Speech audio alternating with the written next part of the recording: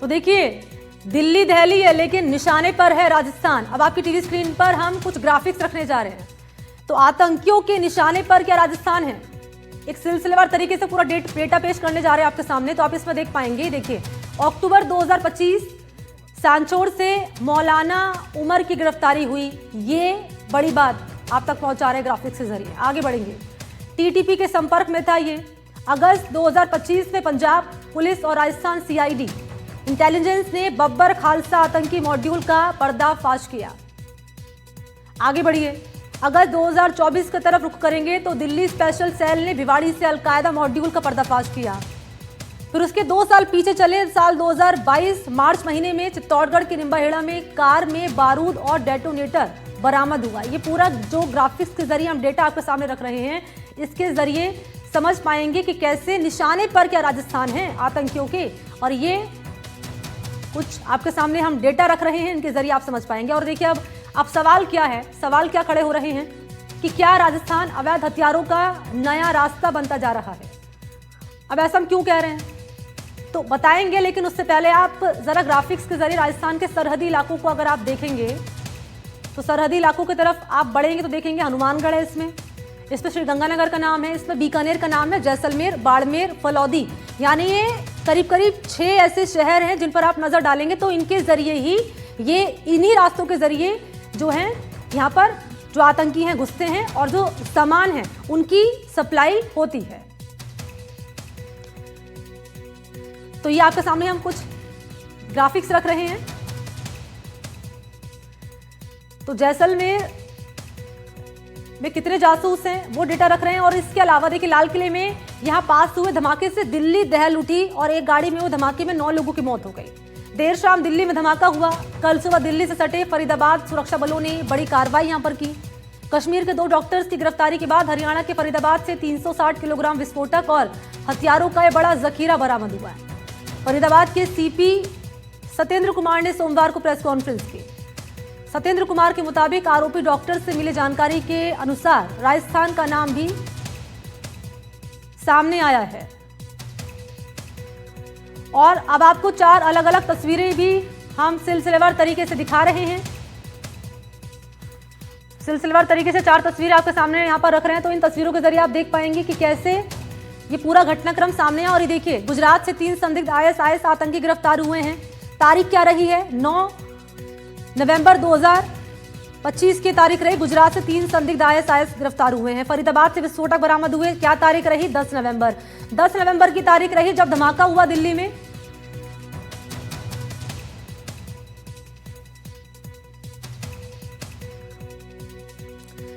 तो Gujarat ATS ISIS के 3 संदिग्ध आतंकी जिन्हें गिरफ्तार कर लिया गया। आतंकियों की गिरफ्तारी का राजस्थान कनेक्शन सामने आया है। इस गिरफ्तारी के बाद गुजरात एटीएस का दावा यह है कि हनुमानगढ़ में हथियारों की डिलीवरी हुई थी। बड़ी बात यह है कि गुजरात एटीएस दावा कर रही है कि हनुमानगढ़ में हथियारों की डिलीवरी हुई थी। 2 ग्लॉक पिस्टल, 1 बेरेटा पिस्टल और 30 जिंदा कारतूस मिले हैं। तो इसलिए आपके सामने हम लगातार ग्राफिक्स रख रहे हैं कि इसमें आपने 6 जिलों का नाम यहाँ पर देखा और इसमें देखा कि कैसे इनके जरिए, सरहदी इलाकों के जरिए जो है तस्करी की जा रही है, हथियारों की डिलीवरी हो रही है। दिल्ली, अहमदाबाद में कई सेंसिटिव प्लेसेज और भीड़भाड़ वाले जगहों की रेकी की है। साथ ही इन लोगों का जो मूवमेंट है वो कश्मीर में भी दिखाया है टेक्निकली।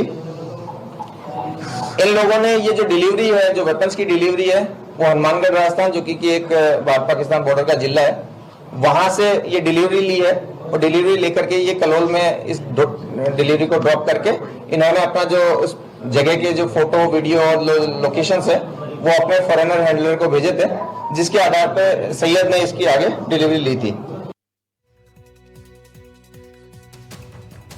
और हमारे साथ खास चर्चा में शामिल होने के लिए खास मेहमान जुड़ चुके हैं। डॉक्टर पीके मिश्रा हैं, रिटायर्ड एडीडीआई डीजी हैं बीएसएफ। और इसके अलावा धीरज मिश्रा जी हैं, डिफेंस एक्सपर्ट, इस वक्त हमारे साथ जुड़ चुके हैं खास चर्चा में शामिल होने के लिए।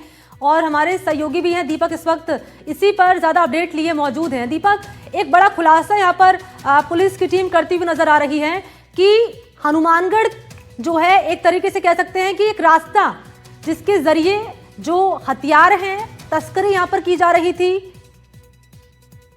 टेररिस्ट के जरिए हम कह सकते हैं। और क्या डिटेल्स है इसको लेकर? और बिल्कुल देखिए, गुजरात की टीम ने जब पकड़ा था उन संदिग्ध आतंकियों को, तब उनसे ये पूछताछ में खुलासा हुआ था कि जो हथियारों की तस्करी है वो राजस्थान के हनुमानगढ़ से हुई थी।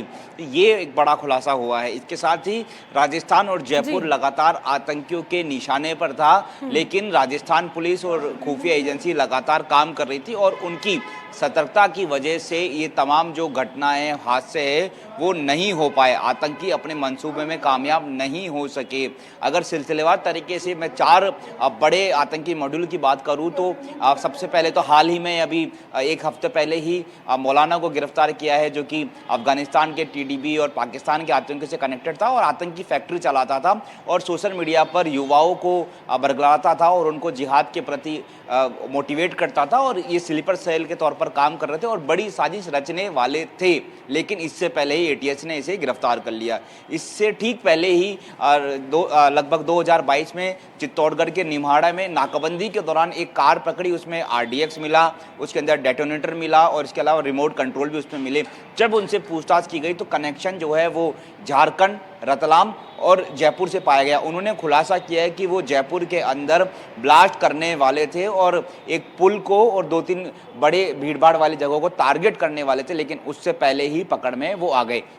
इसके अलावा बब्बर खालसा का भी अभी हाल में अगस्त के महीने में ही इसी साल बब्बर खालसा आतंकी संगठन का भी खुलासा हुआ है, जो कि जिशान अख्तर के कहने पर काम करते थे और बब्बर खालसा और पाकिस्तान से उनका कनेक्शन था और वो 15 अगस्त को दिल्ली के अंदर बड़ा ब्लास्ट करने वाले थे। लेकिन उससे पहले ही पंजाब पुलिस और राजस्थान की सीआईडी इंटेलिजेंस ने इन्हें गिरफ्तार कर लिया। इसके अलावा भिवाड़ी की अगर बात करें तो राजस्थान के भिवाड़ी में भी अलकायदा का मॉड्यूल का पर्दाफाश हुआ था। उसमें 3 जो संदिग्ध अलकायदा के आतंकी हैं उनको पकड़ा था। बड़ी बात यह कि वो मेवात इलाके से भिवाड़ी जो एरिया है और मेवात इलाके में जंगल के इलाकों में ये सभी लोग हथियार चलाने की ट्रेनिंग ले रहे थे। इनसे AK-47 और कुछ कारतूस भी इनसे बरामद हुए थे। इनको भी समय रहते दिल्ली की जो स्पेशल सेल है उन्होंने दबिश मारी राजस्थान में और इनको भी गिरफ्तार किया। अगर इनको भी गिरफ्तार नहीं किया जाता तो शायद देश में ये कोई बड़ी अनहोनी की घटना करने वाले थे।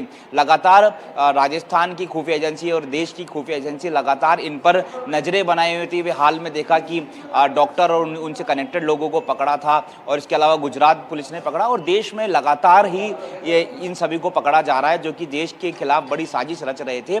तो इनको अब ऐसा डर लगा कि शायद ये पकड़ में आ सकते हैं, इसलिए शायद इन्होंने इस दिल्ली की घटना को अंजाम दिया। इससे पहले पकड़ में आए, उससे पहले ही इन्होंने दिल्ली की इस घटना को अंजाम दिया है। बहरहाल अभी संदिग्धों की पहचान हो चुकी है। दिल्ली पुलिस और जो देश की खुफिया एजेंसी, केंद्रीय खुफिया एजेंसी, वो उस मामले की इन्वेस्टिगेट कर रही है। लेकिन अभी भी देश के अंदर और बहुत सारे इस तरह के स्लीपर सेल हो सकते हैं या संदिग्ध आतंकवादी अभी भी छुपे हुए हो सकते हैं, तो उन पर काम किया जा। आप रहिएगा मेरे साथ, मैं लौटूंगी आपके पास। इन सबके बीच में हमारे 2 और सहयोगी हैं। कुलदीप है श्रीगंगानगर से और इसके अलावा हमारे साथ मनीष की मौजूदगी हनुमानगढ़ से है और बाकी 2 खास मेहमान लगातार बने हुए हैं। आपके पास भी मैं लौटूंगी। इन सबके बीच में पहले अपडेट जरा जान लेते हैं। कुलदीप, आपके पास आते हुए दीपक ने जानकारी दी कैसे राजस्थान का आतंकी कनेक्शन सामने आ रहा है। कहीं ना कहीं राजस्थान के जो तमाम सरहदी इलाके हैं वो एक तरीके से कॉरिडोर बनते जा रहे हैं इन आतंकियों के लिए। यहीं से सामानों की डिलीवरी हो रही है और उसके बाद हम देख रहे हैं क्या तस्वीरें सामने आ रही, कई तरह की कई गिरफ्तारी भी अब तक ऐसे मामलों को लेकर हो चुकी है। तो सीधा सा सवाल ये है कि सुरक्षा व्यवस्था को लेकर अब सवाल निशान खड़े हो रहा है कि कैसे और किस तरह से ये जो पूरी घटना को अंजाम दिया जा रहा है, इसके पीछे की वजह आप क्या मान रहे हैं? देखिए, सबसे पहले तो अगर हम ये समझे कि राजस्थान को जो आतंकी हथियारों का कॉरिडोर बनाया जा रहा है वो किस तरह है। पंजाब और जो राजस्थान है वो चिपटे हुए इलाके हैं। पंजाब के अंदर बड़ी संख्या के अंदर या बड़ी लंबाई के अंदर जो पाकिस्तान की सीमा लगती है और पिछले कुछ सालों से पाकिस्तान ने बॉर्डर के ऊपर एंटी ड्रोन टेक्निक इस्तेमाल कर दी है। उसके बाद से जो पाकिस्तान के तस्कर हैं उन्होंने राजस्थान का रुख किया और राजस्थान में उन्होंने चुना श्रीगंगानगर को। पिछले 2 या 3 सालों की बात करें तो हर साल तकरीबन 150 करोड़ रुपए से ज्यादा की जो हेरोइन है वो पाकिस्तानी तस्करों द्वारा भारतीय सीमा के अंदर ड्रॉप की जाती है और इसके लिए अनूपगढ़, केसी सिंहपुर और कर्णपुर और हिंदुमल कोट का जो इलाका है वो चूज करते हैं। पिछले वर्ष की अगर बात करें तो 3 से 4 बार वहां पर ड्रोन के साथ में जो हेरोइन तस्करी के जो पैकेट होते हैं, हेरोइन के पैकेट होते हैं, उसके साथ साथ वेपन भी ड्रॉप किए गए हैं। अब जो भारतीय तस्कर हैं वो बड़े तस्कर हैं।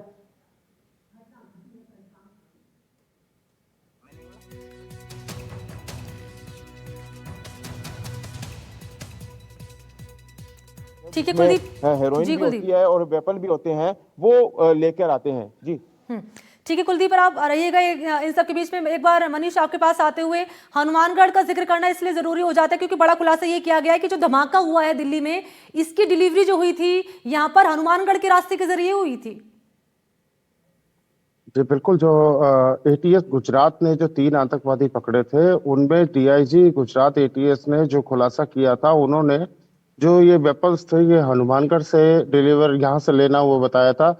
लेकिन अभी 2 दिन बीत जाने के बावजूद भी हनुमानगढ़ पुलिस के पास में इस तरह की कोई भी आधिकारिक सूचना किसी भी एजेंसी द्वारा किसी भी तरह से संपर्क नहीं किया गया। और इस बारे में जो हनुमानगढ़ से जो भारतमाला होकर गुजरती है, जो अमृतसर से शुरू होकर जामनगर गुजरात तक जाती है, वो पहले तो कहीं ना कहीं तस्करी के लिए एक बड़ी जो सेफ पैसेज था वो साबित हो रही थी। लेकिन जिस तरह से इस बार हथियारों की बात सामने आई है हनुमानगढ़ से डिलीवर होने की, तो कहीं ना कहीं भारतमाला के रूट से ही जाने की आशंका सबसे ज्यादा बलवती है। लेकिन जब तक इसके राजस्थान पुलिस के पास, एटीएस और जिला पुलिस के पास या बीकानेर रेंज आईजी के पास कोई इनपुट, कोई आधिकारिक तौर पर नहीं आता है, तब तक पुलिस इस पे भी कुछ कहने से बच रही है।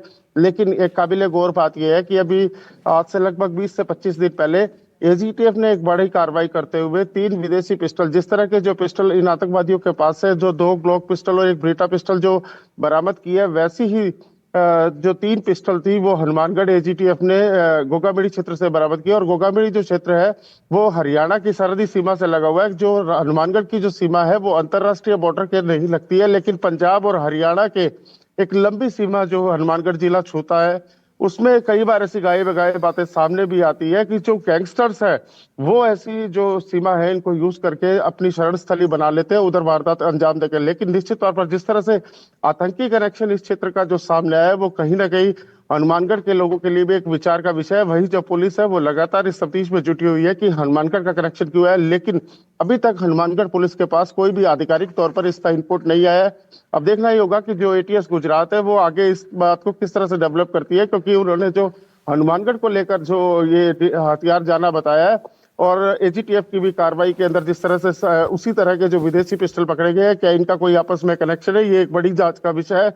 लेकिन देखना होगा कि पुलिस जांच में किस तरह के नए तथ्य सामने आ पाते हैं। लेकिन मनीष रहिएगा हमारे साथ। आप इन सबके बीच में 2 खास मेहमान हैं, doctor PK Mishra, retired additional DG BSF के, और धीरज मिश्रा, डिफेंस एक्सपर्ट। आप दोनों का स्वागत।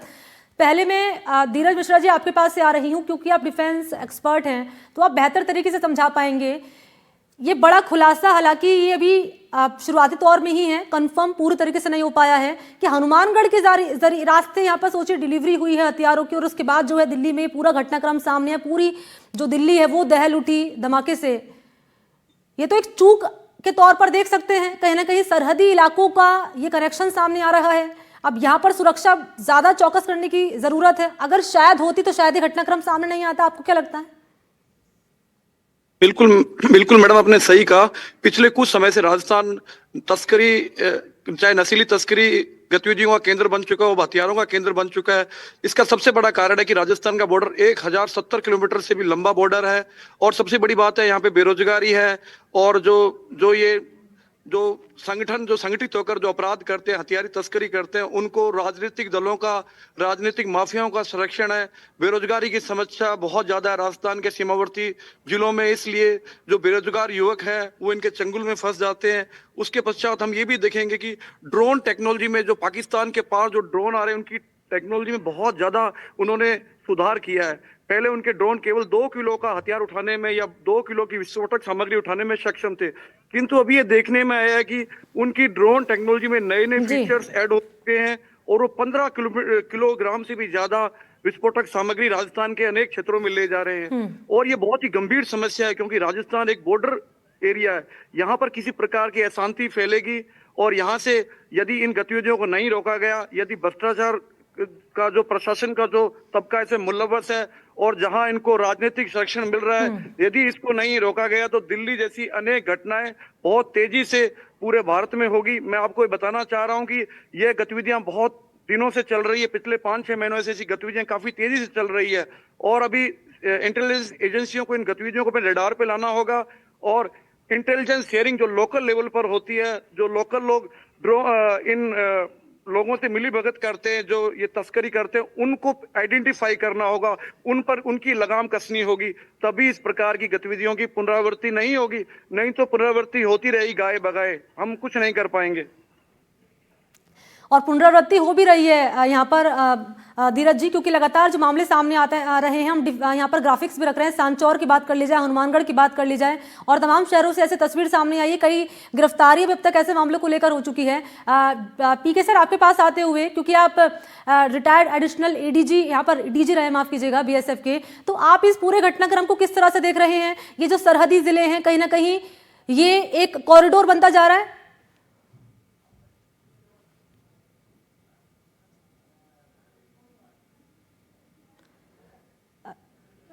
डॉक्टर पीके सर, आपको आवाज आ रही है? यस, बिल्कुल आवाज आ रहा है जी। मैं क्लियरली बताना चाहता हूं कि ये जो इंसिडेंट अभी दिल्ली में हुआ, ये जो मॉड्यूल था, ये आतंकवादी का जो मॉड्यूल था, जैश मोहम्मद और अंसार अजमत उल हिंद, ये जो पाकिस्तान के मॉड्यूल था, ये पहला मॉड्यूल है जो कि एजुकेटेड मॉड्यूल था, जिसमें कि इंजीनियर्स और डॉक्टर्स उसमें शामिल है।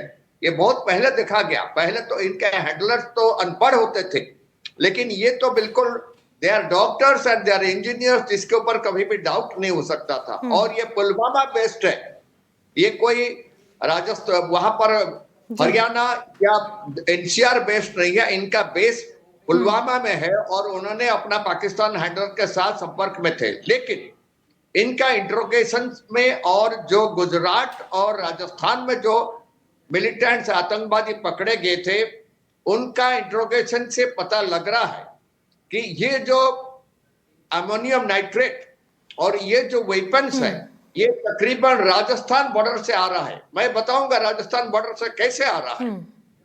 पाकिस्तान के पास टर्की का दिया हुआ, जो आप सिंदूर के टाइम पर आप देखे होंगे, टर्की का इतना वेपन्स, वो ड्रोन्स थे, पाकिस्तान उनको इस्तेमाल कर रहा था।